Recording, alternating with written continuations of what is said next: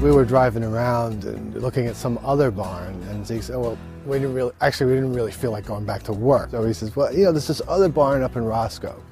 So let's go check it out. So we go check it out, and I'm not expecting anything. This barn always looked terrific to me. You know, it just out here on this kind of level plain, and with all this beautiful farmland around it, and it looked just like magnificent, like a clipper ship on the ocean.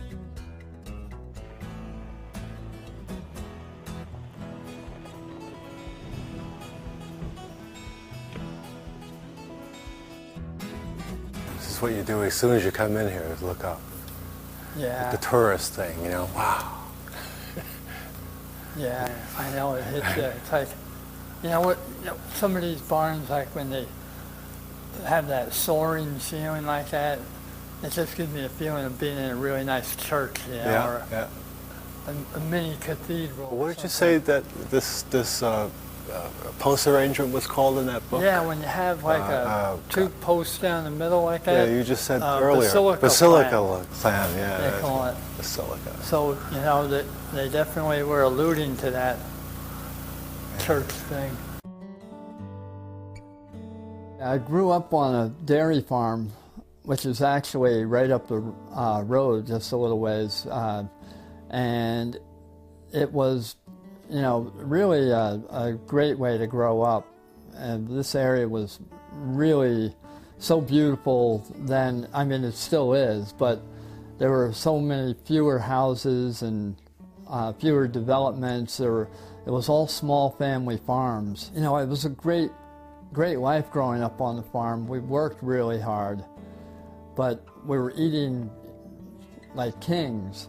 I started accumulating the materials for this home back in like the early 70s. The flooring of the house I got from a local country club up in Livingston Manor, New York, the Waldemere, and the stone for the foundation I got from a barn that was on my mother's farm, and it had a bluestone foundation, which was all local quarried bluestone. Throughout the house there's a range of materials. There's a little bit of pine, a little maple, but mostly hemlock in terms of the structure. Most of the barns in this area were constructed of hemlock. It was ubiquitous, it was strong, so it seemed to be the wood of choice. That's what the early barn builders used. They knew what they were doing.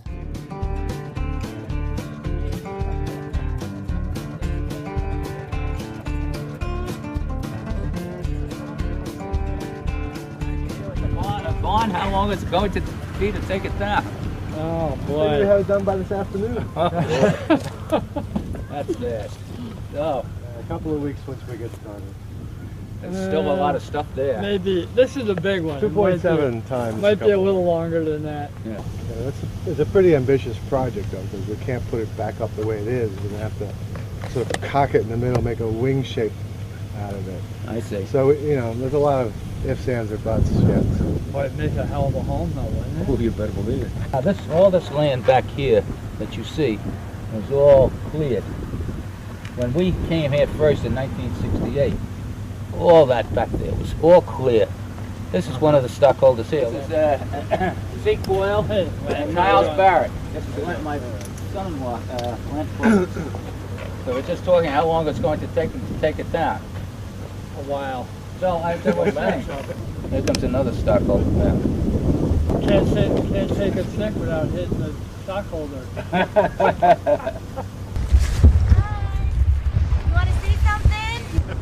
Well, yes, ma'am. Look at, this is how beautiful it used to be. Cool. Oh my gosh. Isn't that gorgeous? Wow, where'd you get that? Well, actually a local artist painted it years ago.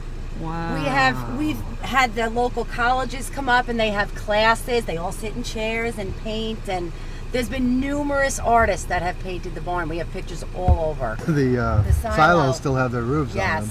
And 2 cupolas are up there as opposed to 1. Right. Which is that one fell probably 5 years ago as well. Uh-huh. Yeah. Sweet. So, but it's beautiful. Do Okay, you or great. anybody else that you know of have any more history about this thing? You know what? Let me speak to my sister because she probably does. Yeah. She has a lot. She's the one who's like crying as she comes Yeah, by. I spoke to her briefly. Yeah, she's yeah. very against it. But you know what? But it's It's going to get time. resurrected. That's what's a good you thing. know. I that's cool. I don't know what to expect. Yeah, I know. Well, because it's the daughter of the of Joe, and we was One of the speaking earlier, one of the daughters- daughters, as she just said, was not too happy about it. So. You can't make everybody happy when you're taking down an old barn, you know. Yeah, I mean, I tried to say to her, it really was going to be saved, and it's going to become something else. It's not going to be chopped up into little pieces or buried in the ground or burnt down, which almost happened apparently a summer or two ago. Some kids or something set fire to a portion of it, or tried to. That's the only thing I can say is that it will be resurrected. It will be still used, instead of just fading away, which is it's doing right now.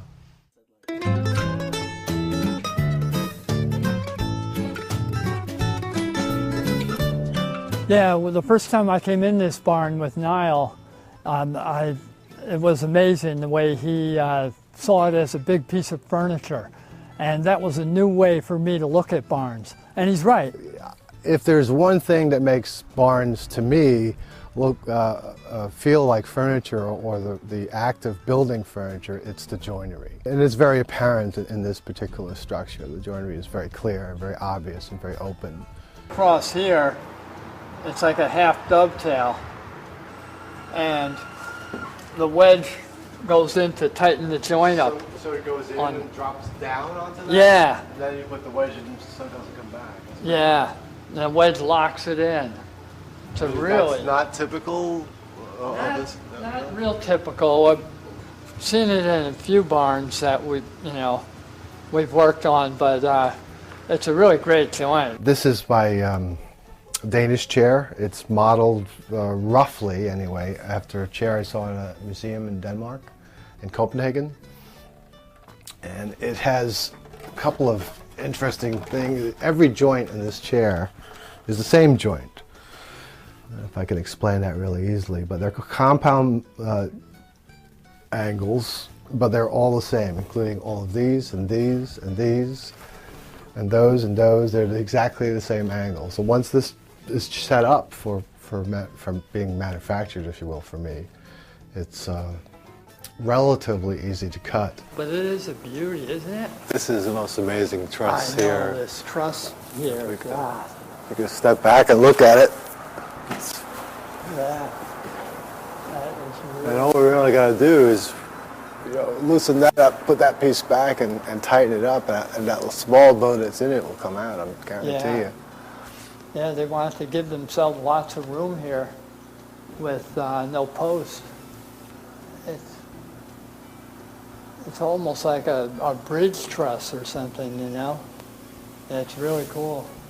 It's really hard to say how long it would take to take it down until we start. It's very big, so just that size alone is going to take extra time. A small barn might take a couple of weeks. This could take a month, assuming we don't run into any issues. Oh, like who's going to be working on it with us? Yeah, well, we got Perfecto, but He's our main man. the main man, he's the one who gets things done.